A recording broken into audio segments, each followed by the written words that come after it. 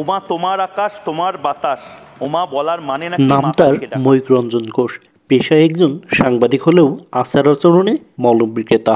ছোটেন স্টেজের এক প্রান্ত থেকে অন্য প্রান্তে।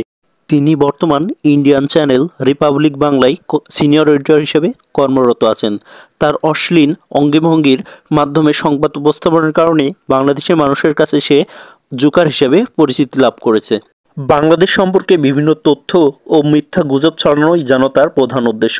এছাড়াও তিনি কখনো চট্টগ্রামকে আলাদা রাষ্ট্র হিসেবে গণ্য করেন, আবার কখনো বা হিন্দুদের উপর আক্রমণের কথাও মিথ্যা গুজব ছড়ান, আবার কখনো রংপুরকে আজাদি, চট্টগ্রামকে আজাদি হিসেবেও গণ্য করেন। তার এই অদ্ভুত আচরণের কারণ 2021 সালের একটি বাইক দুর্ঘটনা।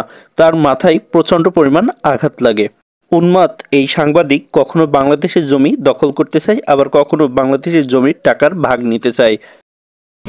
আমাদের জমি আমরা ফেরত। গাফফার হোসেন হৃদয়, ঢাকা, বাংলাদেশ।